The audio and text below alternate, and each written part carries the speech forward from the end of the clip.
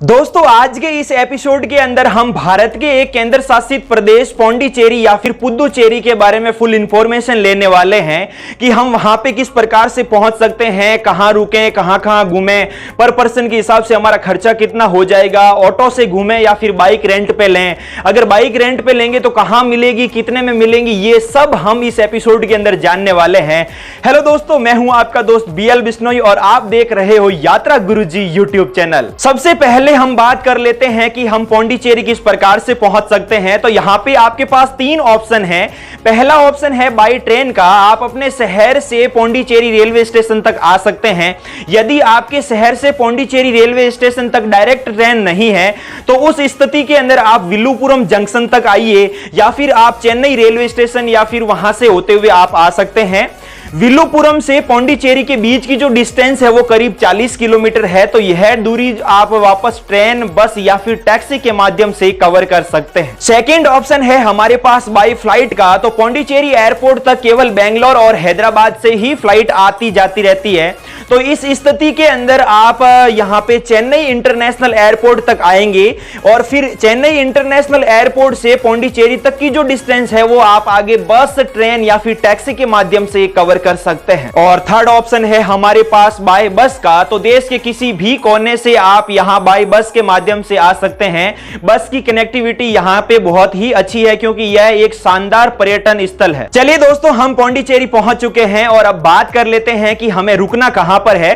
तो आपको bus stand या फिर रेलवे स्टेशन के आसपास खूब सारे प्राइवेट होटल्स मिल जाएंगे, लेकिन यहां एक प्रॉब्लम है कि यहां से आपकी जो लोकल साइट सीइंग है वो यहां से 15 से 20 किलोमीटर दूर पड़ जाएगी। ऐसे में मैं आपको यहां पे एक सलाह देना चाहूंगा कि आप ओरुविले नामक स्थान पर रुकिए। यह एक प्रकार का बहुत ही सुंदर बीच है, यहां से आपको बहुत ही शानदार व्यू देखने को मिलेगा और जो लोकल साइट सीइंग है वो भी इसके बहुत ही ज्यादा नजदीक पड़ेगी। पौंडीचेरी के अंदर जितने भी होटल है दोस्तों वो आपको थोड़े से कॉस्टली पड़ेंगे क्योंकि यहां पे नॉर्मल फैसिलिटी वाले कोई भी होटल्स आपको नहीं मिलेंगे। यहां के जो होटल्स हैं वो कम से कम आपके यहां पे 1000 से 1500 से स्टार्ट होंगे और महंगे से महंगे आप कितने भी ले सकते हैं। तो ये आप इस प्रकार से अपने रुकने की व्यवस्था कर सकते हैं। अब बात करते हैं पौंडीचेरी के अंदर खाने पीने की क्या व्यवस्था है। तो यहां पे आपको साउथ इंडियन, नॉर्थ इंडियन दोनों ही प्रकार का खाना मिल जाएगा। खाने के अंदर आपको कोई प्रॉब्लम नहीं होगी। ब्रेकफास्ट, लंच, डिनर वगैरह खूब सारा आपको वहां पे खाना मिलेगा। फास्ट फूड के साथ में जंक फूड भी बहुत सारा आपको वहां पे मिल जाएगा।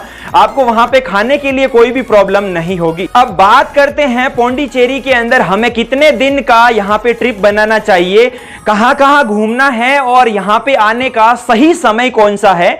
तो दोस्तों, पौंडीचेरी को कवर करने के लिए 2 दिन का ट्रिप पर्याप्त है। यहां पे आप जो भी है घूमने लायक जगह इनको आप 2 दिन के अंदर आराम से कवर कर सकते हो। मानसून का जो मौसम है वो पौंडीचेरी को घूमने के लिए बहुत ही ज्यादा अच्छा है, इसमें आपको बहुत ही ज्यादा मजा आएगा। बाकी तो अक्टूबर से लेके मार्च के बीच में आप कभी भी आ सकते हैं, ठंडा मौसम रहता है। बाकी के समय में यहां पे खूब सारी गर्मी देखने को मिलती है। घूमने की जगहों में से हमारी पहली लोकेशन है ओरुविले नामक स्थान, जो एक तरह का बीच है जहां पे आपने स्टे बनाया है अपनी होटल में।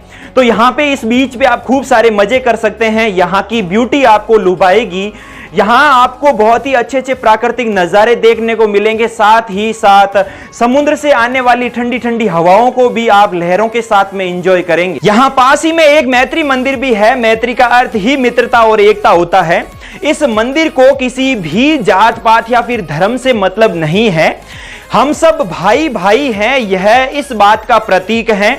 तो यहां पे भी आप कुछ समय बिता सकते हैं। यहां पे आप अच्छे अच्छे प्राकृतिक नजारों का आनंद ले सकते हैं, बहुत ही अच्छा महसूस होगा। इसके बाद हमारी नेक्स्ट लोकेशन है पौंडीचेरी म्यूजियम।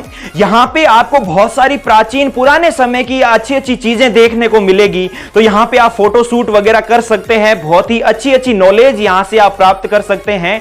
याद रखना, सोमवार को यह जो म्यूजियम है वो बंद रहता है, इस बात का खास ख्याल रखना। बाकी कुछ समय आप यहां पे भी बिता सकते हैं। हमारी नेक्स्ट नेक्स्ट लोकेशन है बोटेनिक गार्डन।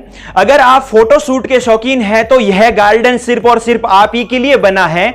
बहुत ही अच्छे अच्छे नजारे यहां से आप कैद कर सकते हैं कैमरे के अंदर। यहां पे भी आकर आप कुछ समय बिताइए, यहां के नजारे आपको मनमोहित कर देंगे, यहां पे आके आप आनंदित महसूस करेंगे। इसके बाद हमारी नेक्स्ट लोकेशन है अरबिंदो आश्रम, जो विश्व प्रसिद्ध लेखक हुआ करते थे। यह आश्रम अरबिंदो और उनकी मां का निवास हुआ करता था।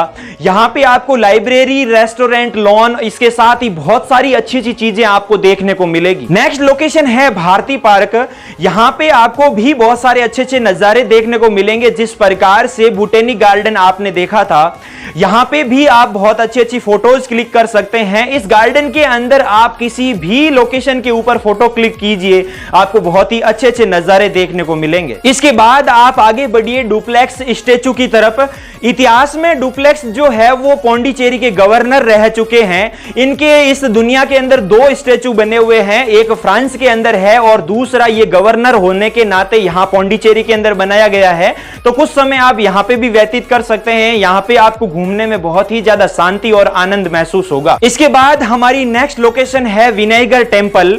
यह टेंपल वास्तुकला के लिए जाना जाता है। यहां की नक्काशी, सुंदरता देखकर आप मनमोहित हो जाएंगे, अपने आप को फोटो लेने से नहीं रोक पाएंगे। अगर आप फोटोज के शौकीन हैं तो बहुत अच्छा महसूस होगा। कुछ समय आप यहां पे भी व्यतीत कर सकते हैं। इसके बाद आप प्रस्थान कीजिए चिदम्बरम टेंपल की तरफ। यहां ये एक तरह का शिव जी का मंदिर है जहां पे भोलेनाथ की पूजा की जाती है। इसके बाद आप जा सकते हैं रॉक बीच पे, जहां पे आपको बहुत सारे काले काले पत्थर देखने को मिलेंगे।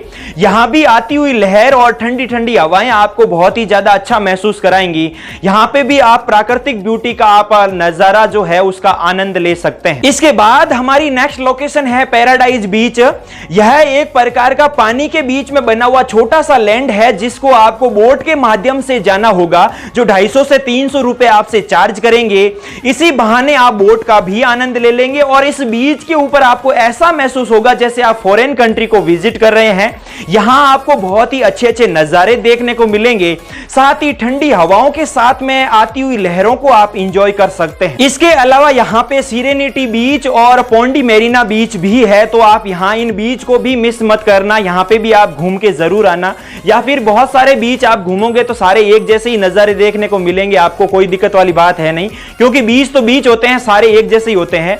इसके अलावा पौंडीचेरी के दक्षिण के अंदर एक जिंजी किला भी बना हुआ है, तो उसको भी आप इंजॉय कर सकते हैं।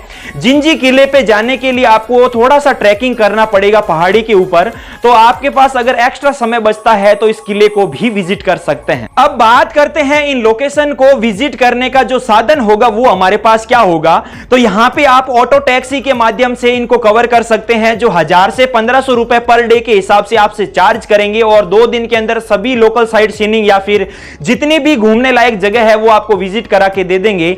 और सेकंड ऑप्शन और मेरा फेवरेट और सस्ता ऑप्शन यहां पे यह रहेगा कि आप एक स्कूटी यहां पे रेंट पे ले सकते हैं। आपको यहां रेलवे स्टेशन या फिर औरुविल्ले बीच के आसपास ही बहुत सारे एजेंट देखने को मिल जाएंगे, जो बाइक या फिर स्कूटी रेंट पे दिया करते हैं, जो 400 से 500 रुपए आपसे चार्ज करेंगे। यहां पे आपके पास आधार कार्ड और लाइसेंस होना बहुत ही ज्यादा जरूरी है। ओरिजिनल लाइसेंस सिक्योरिटी के तौर पर आपके पास होना बहुत ही ज्यादा जरूरी है, और आधार कार्ड वो रख लेंगे ओरिजिनल जो आपको स्कूटी किराए पर देंगे।